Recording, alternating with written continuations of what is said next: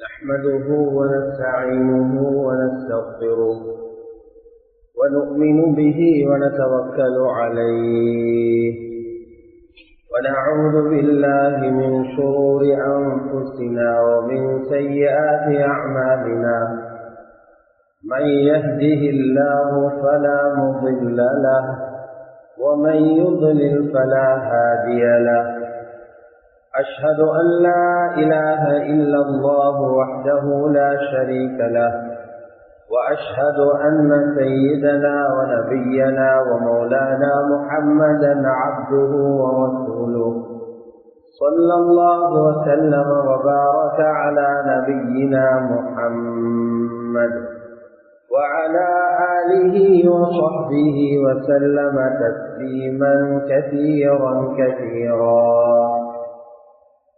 أما بعد فيقول الله تبارك وتعالى في محكمه التنزيل أعوذ بالله من الشيطان الرجيم بسم الله الرحمن الرحيم يا أيها الذين آمنوا لا تأكلوا أموالكم بينكم بالباطل إلا أن تكون تجارة عن تراض منكم ولا تقتلوا أنفسكم إن الله كان بكم رحيما وقال الله تبارك وتعالى ومن أعرض عن ذكري فإن له معيشة ضنكا وقال الله تبارك وتعالى ومن يتوكل على الله فهو حسبه إن الله بالغ أمره قد جعل الله لكل شيء قدرا صدق الله العظيم وقال رسول الله صلى الله عليه وسلم لو أنكم تتوكلون على الله حق توكله لرزقكم كما يرزق الطير تغدو خماصا وتروح بطانا وقال عليه الصلاة والسلام أيضا اللهم إني أعوذ بك من ضيق الدنيا وضيق يوم القيامة وقال عليه الصلاة والسلام أيضا من لزم الاستغفار جعل الله له من كل ضيق مخرجا ومن كل هم فرجا ورزقه من حيث لا يحتسب أو كما قال عليه الصلاة والسلام எல்லா புகழும் புகழ்ச்சியும் அகிலத்தை படைத்து பரிபாலிக்கும் ஏகவல்லோன் அல்லாஹ் ஜல்ல ஷானுஹுக்கே உரித்தாகும். ஸலவாத்தும் ஸலாமும் எமது உயிரிலும் இனிய சய்யிதுனா முஹம்மது ஸல்லல்லாஹு அலைஹி வஸல்லம் அன்னவர்கள் மீதும் அவர்களது குடும்பத்தார்கள் பரிசுத்த மனைவிமார்கள் உத்தம சஹாபாக்கள் தாபிஊன்கள் தபூ தாபிஈன்கள் மற்றும் எல்லா முஃமினான ஆண்கள் பெண்கள் அனைவர்கள் மீதும் என்றென்றும் உண்டாவதாக.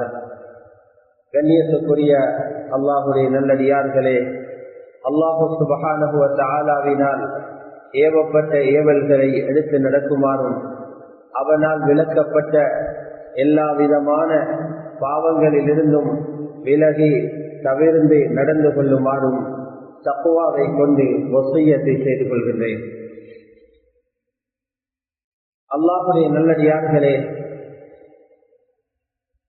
கொஞ்சமான காலம் வாழக்கூடிய இந்த உலகத்தில் ஏராளமான பிரச்சனைகளுக்கும் சிக்கல்களுக்கும் முகம் கொடுத்து கொண்டே வாழ வேண்டிய ஒரு நிலை இருக்கிறது.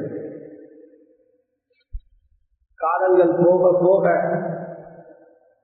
நிலைமைகள் மிக மோசமாக மாறிக்கொண்டு போகிறதே தவிர காலங்கள் போகும்போது நிலைமைகள் நல்லதாக மாறக்கூடிய காட்சிகள் தெரிவதாக இல்லை.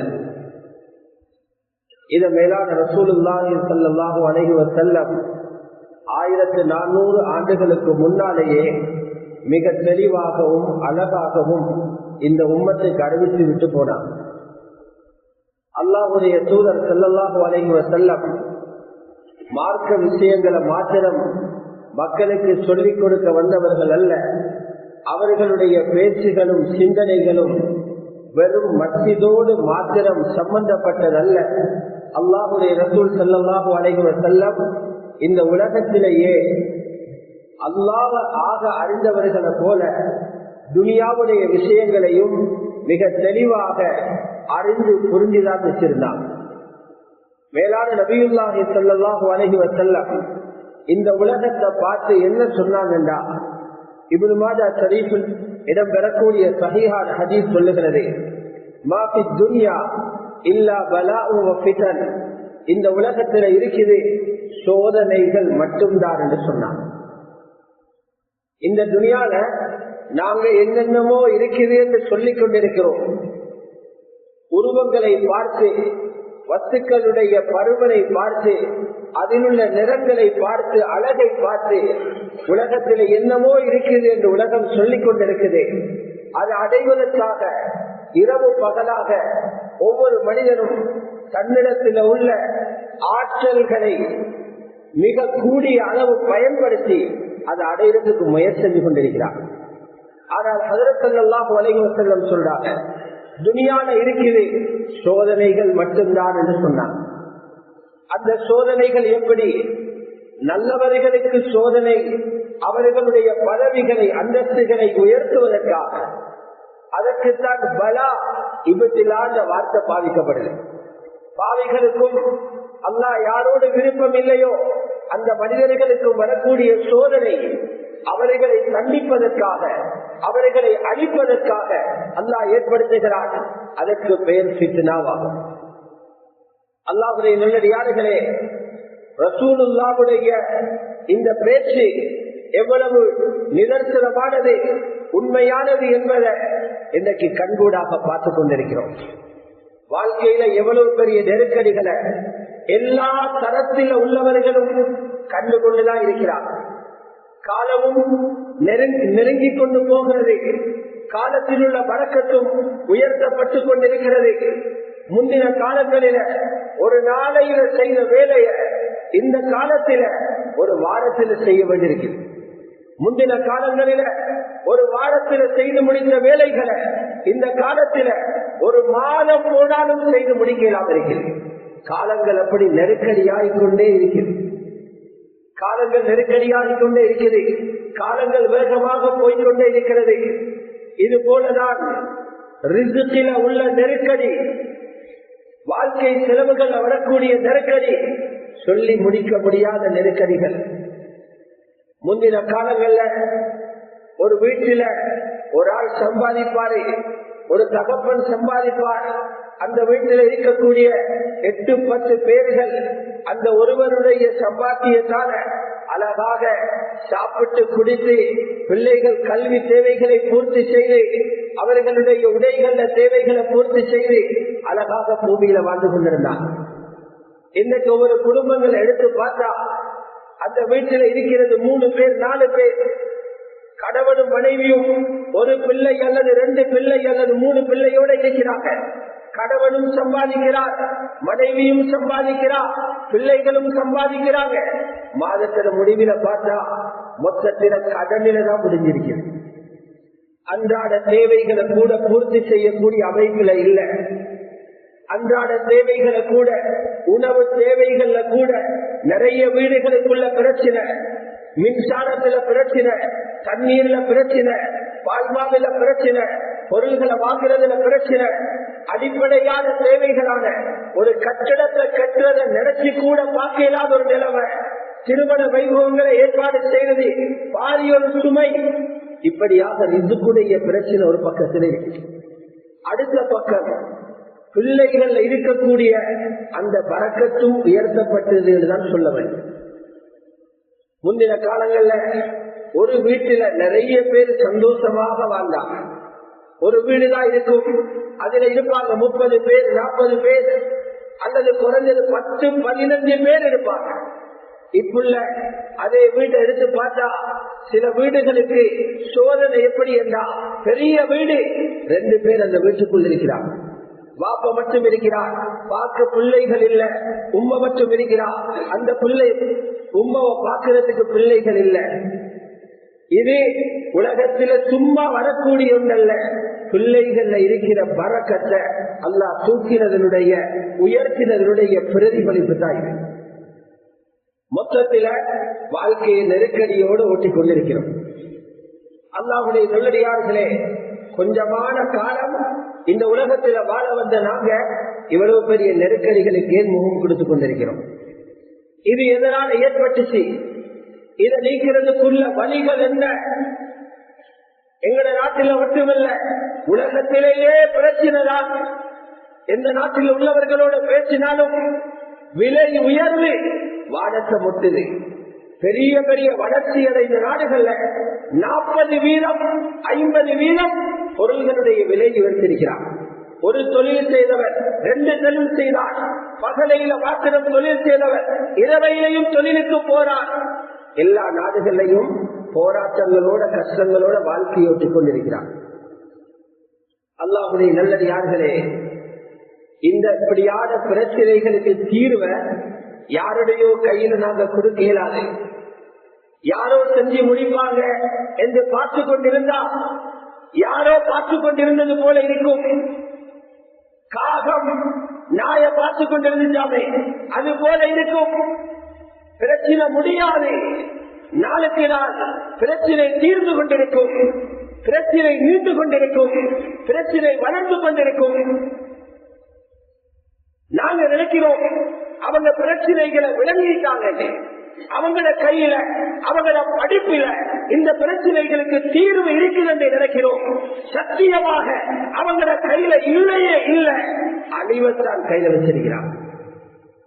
உண்மையான தீர்வு இருக்குது அல்லாஹ்வை நம்பின மூமினுடைய கையில, குர்ஆன தன்னுடைய வழிகாட்டியாக எடுத்தவர்களுடைய கையில, ரசூலுல்லாஹ்வுக்கு பின்னால அடிமேல அடி எடுத்து நடக்கக்கூடிய முஸ்லிமுடைய கையில தான் தெளிவும் இருக்குது, தீர்வும் இருக்குது. இதை விட்டுட்டு நாங்களும் போனா இன்னும் பெரிய பிரச்சனைகள் தான் எங்களுக்கு உண்டாகும். இப்படியான முஸ்லிமத்துகள், வாழ்க்கையினுடைய நெருக்கடிகள், இந்த கஷ்டங்கள் பல காலங்களுக்கு முன்னிலிருந்தே எச்சரிக்கப்படுகிறது. இது தொடர்ந்து வராமல் இருக்க குர்ஆன் என்ன பரிகாரம் சொல்லுகிறது, இந்த நிலைமை எதனால ஏற்பட்டது என்று குர்ஆன் சொல்லுகிறது என்பதை மூமின்கள் உத்தரம் விளங்கியே ஆகும். இதுக்கு அடிப்படையான முதலாவது காரணம் என்ன தெரியுமா? முஸ்லிம்களாகிய நாங்க ஏற்றுக்கொள்ளணும். மற்றவங்களுக்கு தெரியாது, இது அவங்களுக்கு எங்கட குர்ஆனுக்குள்ள இருக்கிறது தெரியாது. தகவல் தெரிஞ்சாலும் அவங்களுக்கு நம்புற ஈமான் இல்லை. அடிப்படையான பிரச்சனை என்னன்னா, வாழ்க்கையில நெருக்கடிகள் வருவதற்குரிய பிரதான காரணம் ஜகாத்தில செஞ்ச குறைபாடு. ஏற்றுக்கொண்டே ஆகணும். இத யாரெல்லாம் ஜகாத்து கொடுக்க கடமைப்பட்டிருக்கிறீங்களோ, யாருக்கெல்லாம் ஜகாத்து கடமையோ, அவர்கள் கையில இருக்கிற தவறு பிரதான தவறு. ஒன்றும் சிலரே ஜகாத்துங்கிறது கடமை என்றே அவங்களுக்கு தெரியாது. கொடுக்கிறவங்களும் பார்க்க வேண்டிய எல்லாத்திலையும் கணக்கு பார்க்கிறல்ல, ஏனோ தானோ ஒன்று பார்க்கிறாங்க. நாங்க நினைச்ச மாதிரி ஜகாத்து கொடுக்க இயலாது. சரியான முறையில கணிப்பீடு செய்ய வேண்டும். எதெல்லாம் ஜகாத்தில உள்வாங்கப்பட வேண்டுமோ அதையெல்லாம் உள்வாங்கி கணக்கு பார்க்கணும். இது அல்லாஹ்வுடைய கட்டளை. கணக்கு பார்த்தப்படவும் அவங்களே தேவையானவங்களே பங்கு பிரிச்சு கொள்றாங்க. அல்லாஹ் சொல்லாக்கள் கையில கொடுக்க தயார் இல்லை, அல்லாஹ் சொல்ற மாதிரி பங்கிட தயார் இல்லை.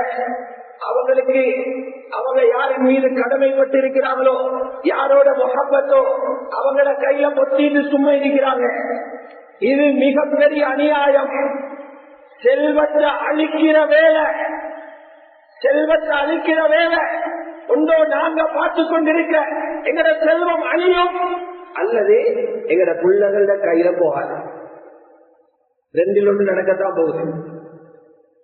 இதுக்கு மாற்றீடாக என்ன வந்துச்சுன்னா, அறிஞ்சோ அறியாமலோ வட்டி எங்களுக்குள்ள வந்து பூந்துட்டு, வட்டி எங்கட கடைகளுக்குள்ள பூந்துட்டு, வட்டி எங்கட தொழிலுக்குள்ள வந்து பூந்துட்டு, வட்டி எங்கட உத்தியோகத்துக்குள்ள வந்து பூந்துட்டு, வட்டி எங்கட கடை எங்கட வீடுகளுக்குள்ள வந்து பூந்துட்டு, வட்டி எங்கட வாகனத்துக்குள்ள வந்து பூந்துட்டு, வட்டி எங்கட தோட்டத்துக்குள்ள வந்து பூந்துட்டு, நாட்டிலே வட்டி வந்துச்சு, நாட்டில வட்டி வந்திருக்குது.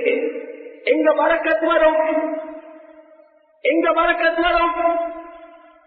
வட்டிக்கு பேர் சொன்னாங்க நாட்டை முன்னேற்றுவதற்காக, பொருளாதார மேம்பாட்டுக்கான கடன். அல்லாஹ் சொல்றான், பார்வைக்கு அப்படித்தாண்டா தெரியுது, பார்வைக்கு தெரியுது வட்டியான பிசினஸ் உயர்றது மாதிரி. ஆனா நான் முடிவு செஞ்சிக்கிறேன், அதால அழிவு தான் வரும்.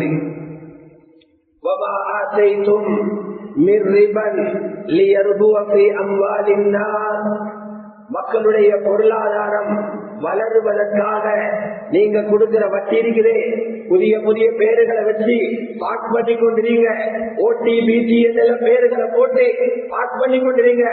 நெருப்பு பற்றும் பயங்கரமானது. இதர சாபங்கள் தான். ஒவ்வொரு வீட்டிலையும் தாய்மார்கள் அழுகிறாங்க, குழந்தைகள் பால்மா இல்லாம அழுகிறாங்க. நிறைய வீடுகள்ல மின்சாரம் துண்டிக்கப்படுகிறது, தண்ணீருக்குரிய வசதிகள் நிறுத்தப்படுகிறது. இதன சாபம் தான். அல்லாஹ் சொல்றான், நீங்க பொருளாதார வளர்ச்சிக்கு கொடுக்கிற வட்டி இருக்கிறே, குர்ஆன் இது ஹதீஸ்னா கூட சஹீஹா லைவான்னு பார்க்கணும்னு யோசிப்பீங்க. குர்ஆன் இது சூரத்துல் ரூம்ல இருக்குது. ஃபலா யர்பு இன்தல்லாஹ், அல்லாஹ்விடத்தில் அது வளராது. நீங்க வளர்ச்சி என்று கோட் போட்டவங்க 1000 பேர் சொல்லுங்க, ஹக்கான நான் சொல்றேன். அல்லாஹ் சொல்றான், வளராது, வட்டி வளர்க்காது, வட்டி ஒரு நாட்டுடைய பிரச்சனையை தீர்க்காது, அழிக்கும் என்றார். இந்த காத்துக்கு பதிலாக வந்த வட்டி தொடர்ந்து சொல்றார். நாட்டுல பொருளாதாரத்தை வளர்க்கிறவங்க யாரு? ஒரு ஊரினுடைய பொருளாதாரத்தை பல மடங்காக உயர்த்துறவங்க யாரு? அல்லாஹ்வை சந்தோஷப்படுத்துறதுக்காக ஜகாத் கொடுக்கிறவங்க என்றார். وَمَا آتَيْتُمْ مِنْ زَكَاةٍ تُرِيدُونَ وَجْهَ اللَّهِ, அல்லாஹ்வுடைய திருப்பொருத்தத்தை நாடி நீங்க ஜகாத் கொடுக்கிறீங்களே, உங்களோட பார்வை தெரியுது ஜகாத் கொடுக்கிற நேரம் குறைகிற மாதிரி. குறையில்ல, வட்டி வார நேரம் வளர்ற மாதிரி கண்ணுக்கு தெரியுது. நான் சொல்றதை நம்புங்க என்றெல்லாம் சொல்றான். வட்டி அழிக்கும். யாரு ஜகாத்து கொடுக்கிறாங்களோ செல்வத்தை இரட்டிப்பாக்க வளர்க்கிறவங்க அவங்கதான். செல்வத்தை வளர்க்கிறவங்க, பொருளாதாரத்தை செழிப்பாக்குறவங்க, பஜார செழிப்பாக்குறவங்க, நாட்டை செழிப்பாக்குறவங்க ஜகாத்து கொடுக்கிறவங்க தான் என்று அல்லாஹ் சொல்றான். இது முதலாவது காரணம். ஜகாத்துல ஏற்பட்ட குறைபாடு. நாங்க எல்லாரும் ஜகாத்து கொடுக்கிறவங்க திரும்ப திரும்ப அலசி அலசி பாருங்க, ஜகாத்து சரியா கொடுபட்டிக்கிறாங்க. இரண்டாவது, அல்லாஹ்வுடைய நல்லடியார்களே, கொடுக்கல் வாங்கல்கள் ஏற்பட்ட தவறுகள், பொருளாதார நெருக்கடிக்கு இதுவும் ஒரு முக்கியமான காரணம். விலை ஏற்றத்துக்கு இதுவும் ஒரு முக்கியமான காரணம். வியாபாரங்களை தொடர்ந்து கொண்டு போகிறதுக்கு இதுவும் ஒரு காரணம். பிழையான வியாபார முறைகள். அல்லாஹ் குர்ஆன்ல மிக தெளிவாகவே சொல்றான், யா அய்யுஹல்லதீன ஆமனூ லா தஅக்குலூ அம்வாலக்கும் பைனக்கும் பில் பாத்தில். பிழையான முறைகள்ல சம்பாதிச்சு உங்களோட பொருளை நீங்க சாப்பிடாதீங்க, உங்களோட வாழ்க்கை கெடுக்காதீங்க, மார்க்கம் விரும்பாத வழிகள்ல சம்பாதிக்க போகாதீங்க. இல்ல அந்த கூடத்தின் அந்த மிங்கும். நீங்க திருப்தியோட 2 பேரும் சந்தோஷமாக உண்மைகளை மாறி மாறி பகிர்ந்து கொண்டு அங்க செய்றீங்களே வியாபாரம், அல்லாஹ் சொல்ற மாதிரி பிசினஸ் பண்றீங்களே, அப்படி மட்டும் எடுங்க. பிழையான வழிகள்ல புதிய புதிய வழிகள்ல சம்பாதிக்கணும் என்று கால போட்டு சுட்டு கொள்ளாதீங்க என்று குர்ஆன் எச்சரிக்கை செஞ்சு கொண்டிருக்கிறது. அல்லாஹ்வுடைய நல்லடியார்களே, மனிதர்களுக்கு நிறைய பின் விளைவுகள் தெரியாது. நாங்களும் தெரியாதவங்க. நீங்களும் தெரியாதவங்க. தெரிஞ்ச ரசூலுல்லாஹ் சொல்றாங்க, வியாபாரம் பண்ற நேரம் சத்தியம் பண்ணாதீங்கன்றாங்க. சத்தியம் வியாபாரத்துல பறக்கத்தை அளிக்கும் என்றாங்க. வியாபாரம் பண்ற நேரம் பொய் சொல்லாதீங்கன்றாங்க. பறக்கத்தை இல்லாமலாக்கும் என்றாங்க. சஹீஹ் புகாரில ஹதீஸ் இருக்குது. ஸல்லல்லாஹு அலைஹி வஸல்லம் சொன்னாங்க, 2 வியாபாரிகள், 2 பேர், ஒருத்தர் விற்கிறவர், மற்றவர் வாங்குறவர். கடையில விற்கவும் மேலும், பாதையில விற்கவும் மேலும், தோட்டத்துல விற்கவும் மேலும், ஆபீஸ்ல விற்கவும் மேலும், போன்ல விற்கவும் மேலும். இடமெல்லாம் முக்கியம். வியாபாரம் பண்ற 2 பேர், 2 பேருமே உண்மையை திறந்து பேசி வியாபாரம் பண்றாங்க. ஸல்லல்லாஹு அலைஹி வஸல்லம் சொன்னாங்க, அல்லாஹ் 2 பேர்ல வியாபாரத்திலையும் பரக்கத் செய்கிறார். 2 பேர்ல வியாபாரத்திலையும் பரக்கத் செய்கிறார். கிடைக்கிற லாபம் 2 ரூபாவா இருந்தாலும் பல மாதங்கள் சந்தோஷமாக வாழவீங்க. பரக்கத் என்பது பெரிய தொகை மாறத்து பேரல்ல. கிடைக்கிற காசான பிரச்சனை இல்லாம, கவலை இல்லாம, நோயாளி ஆகாம மாறுறதுக்குள்ள வழிதான் பரக்கத்துடைய வழி. இன்னைக்கு மக்கள் நினைக்கிறாங்க 1000 லட்சமாக, லட்சம் கோடியாக கிடைச்சா பரக்கத்தா கிடைச்சிட்டு என்றாங்க. தொகையின் அதிகரிப்புக்கு பரக்கத் என்ற பெயரல்ல. எந்த காட்சி, எந்த பணம் மன நிம்மதியான வாழ்க்கையை தருகிறதோ அதுக்கு பேர் பரக்கத். ஸல்லல்லாஹு அலைஹி வஸல்லம் சொன்னாங்க, அல்லாஹ் அதுல பரக்கத்தை வச்சிருக்கிறார். எப்ப இந்த 2 பேரும் ஏதோ ஒரு கெட்ட குணத்தில, பண மோகத்தில, பணத்தில பேராசையில பொய்ய பேசி வியாபாரம் பண்றாங்களோ, மக்களை ஏமாத்துறாங்களோ, வாங்க வாரவங்களுக்கு என்ன தெரியும்? உள்ளு கொடுக்கிற கேம் எங்களுக்காலே தெரியும். உள் மனசு சொல்லுது பொய்யத்தான் செய்கிறேன் என்று. உள் மனசு சொல்லுது வார ஒவ்வொருத்தருக்கும் குழி வச்சு கொண்டுதான் வியாபாரம் பண்றேன். உள் மனசு சொல்லுது. வெளியார பேசுறாரு நல்ல பிள்ளையார், ஏமாத்துறார். ஸல்லல்லாஹு அலைஹி வஸல்லம் சொன்னாங்க, நீங்க வியாபாரம் பண்ணிலும் பெரிய பெரிய கணக்குகள் உங்களோட புக்ல பதிவாகிலும், பெரிய பெரிய கணக்குகள் அக்கௌண்ட்டுக்கு டிரான்ஸ்பர் ஆகிலும், ஆனால் அல்லாஹ் அதில் இருக்கிற பரக்கத்தை புடுங்கிடுவானா.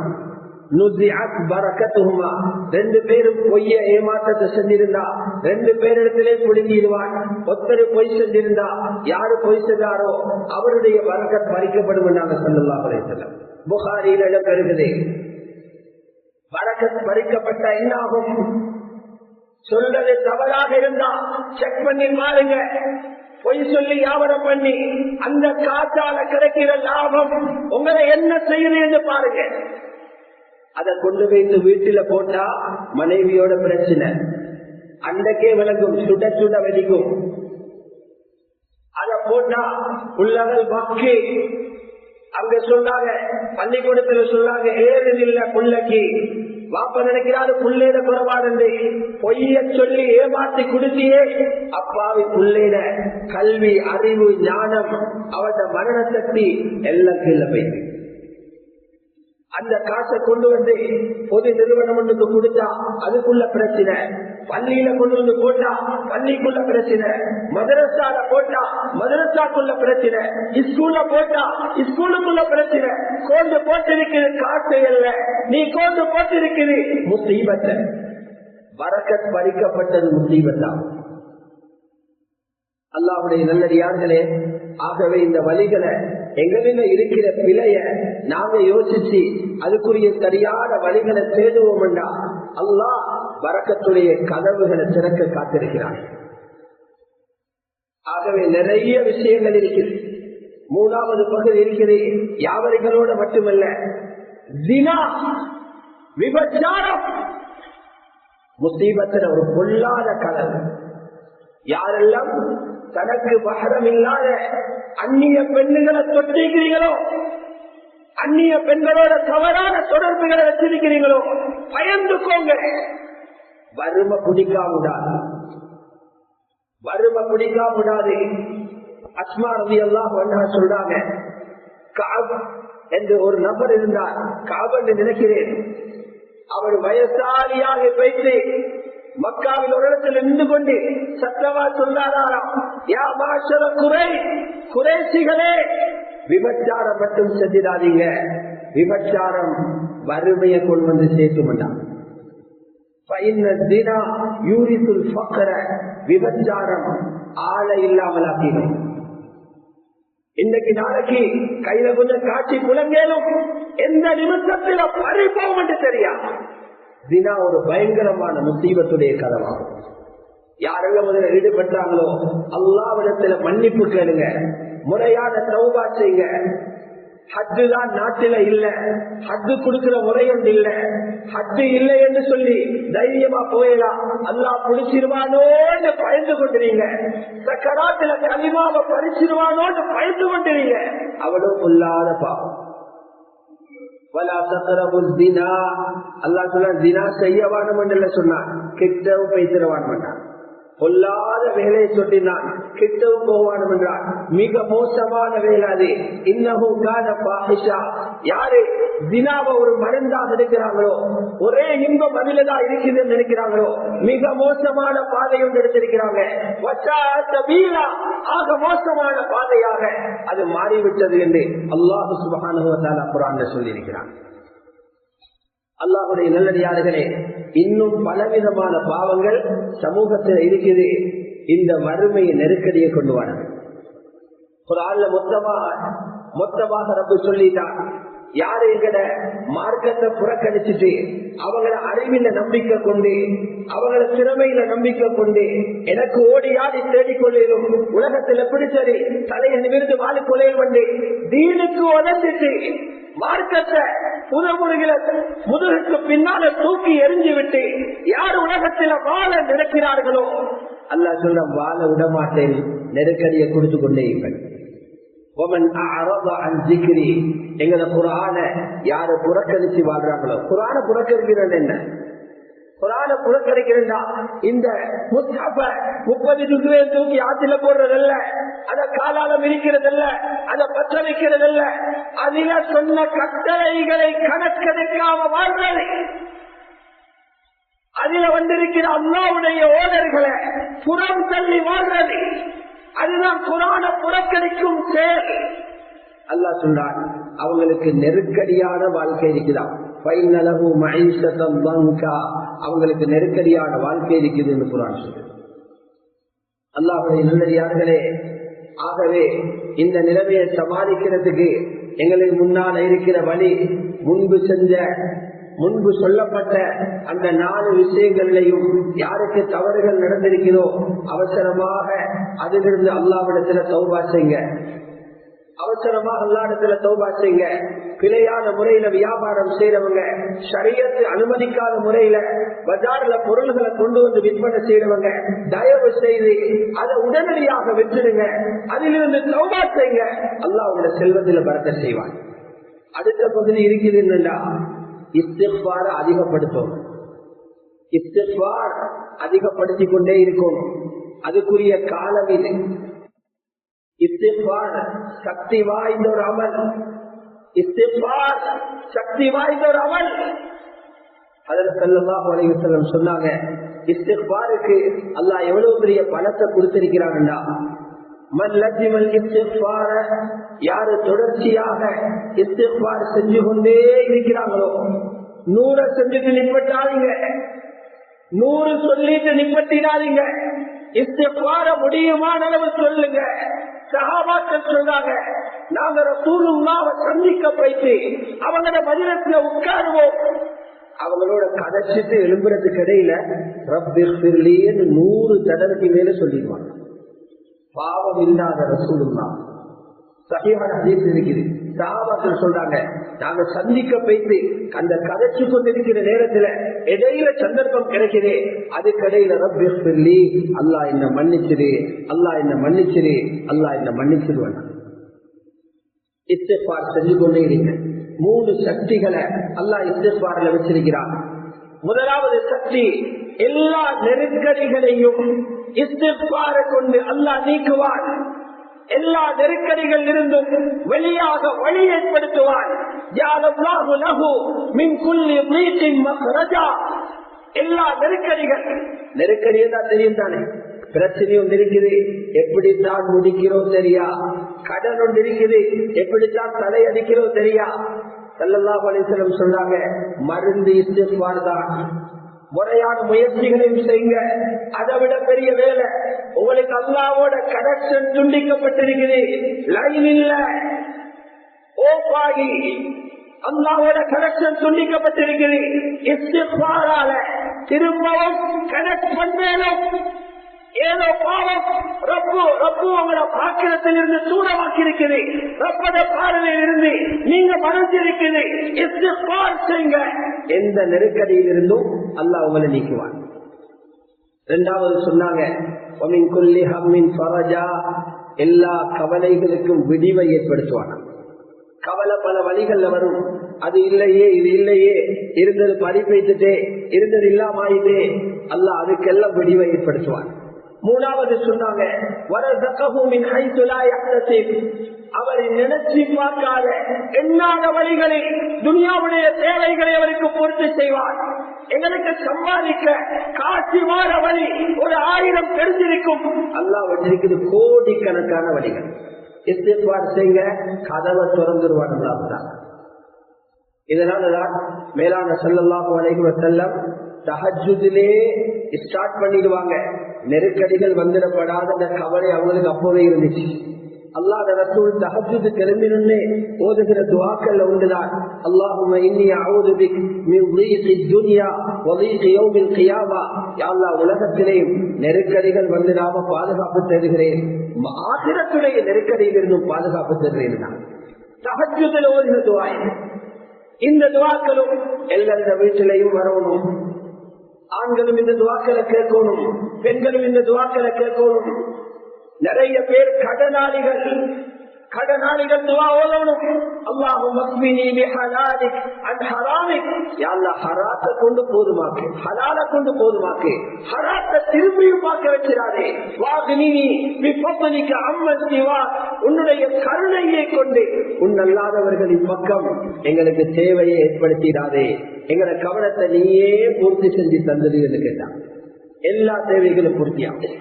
திருமதி ஷரீஃப்ல இருக்குது, பாத்திமா ரலியல்லாஹு அன்ஹா ஹஜ்ரத் ரசூலுல்லாஹ் இடத்துல வந்து வீட்டு வேலையை செஞ்சு கொள்ள கஷ்டமா இருக்குது, என கையில பழுதெல்லாம் வந்து தலும்பெல்லாம் வந்து எனக்கு காதிமுண்டு தாங்க, உதவியாளர் தாங்க என்று கேட்ட நேரம் ரசூலுல்லாஹ் அவர்களுக்கு தஸ்பீஹையும் படிச்சு கொடுத்தாங்க. அதுக்கு மேலாக துஆவும் படிச்சு கொடுத்தாங்க. اللهم رب السماوات السبع ورب العرش العظيم என்று தொடங்குற நீண்ட துஆ.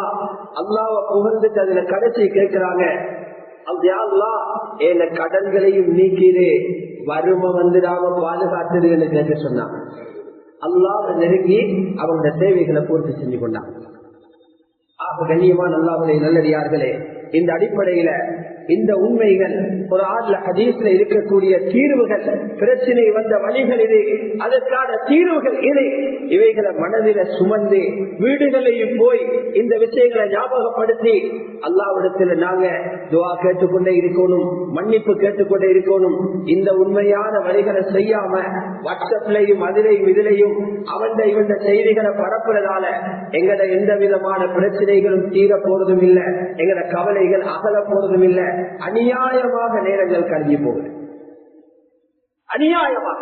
அலி இப்னு ஹுசைன் ரஹ்மத்துல்லாஹி அலைஹி சொல்றாங்க, ஒரு ஆளுக்கு 40 வயசானே வானத்தில் இருந்து ஒரு மலக்கு அவளை கூப்பிடுறாரா. நாதாஹு மலக், ஒரு மலக்கு கூப்பிட்டு சொல்றாரு, போறதுக்கு டைம் சரி, உங்களோட கெட்டு சாதனங்களை ரெடி பண்ணுங்கன்றான். நீங்க போறதுக்குள்ள நேரம் சரி, இப்ப பேக கட்டுங்க, அங்கேயும் இங்கேயும் பார்த்து கொடிய மாதிரி விளையாட்டு போட்டது முடிஞ்சு பேக தயார் பண்ணுங்க. நீங்க பயணம் செய்யறதுக்கு தயாராக அவருக்கு அறிவிப்பு செய்யப்படலாம். காது கேட்கவில்லை, ஆனா அங்கிருந்து சொல்லிக் கொண்டிருக்கிறான். ஆகவே இஸ்திக்ஃபாரோட, அழுகையோட, துஆவோட இந்த நிலைமைகள் உலகத்துல சமாளித்தா ஆகிரத்திலேயும் அல்லாஹ் மிகப்பெரிய வெற்றிகளை, சந்தோஷங்களை ஏற்படுத்துவான்.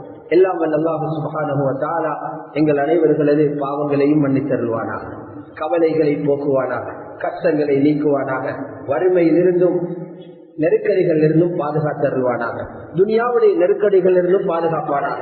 ஆகிராவுடைய நெருக்கடிகள் இருந்தும் பாதுகாப்பானாக. யா அல்லாஹ், முஃமினான ஆண்கள் பெண்கள் அத்தனை பேர்களுடைய பாவங்களையும் மன்னிப்பாயாக. ஹயாத்தோடு இருப்பவர்களையும் மன்னிப்பாயாக. மௌத்தாகி கபராளிகளாக இருப்பவர்களையும் மன்னிப்பாயாக. இறுதி நேரத்திலே லா இலாஹ இல்லல்லாஹ் முஹம்மதுர் ரசூலுல்லாஹ் என்ற கலிமாவுடன் இந்த உலகத்தை விட்டு பிரியும் பாக்கியத்தை தந்தருள்வாயாக. ஆமீன். வ ஆகிரு தஅவானா அனில் ஹம்துலில்லாஹி ரப்பில் ஆலமீன். For more Islamic lectures and useful information, visit slbeyond.com.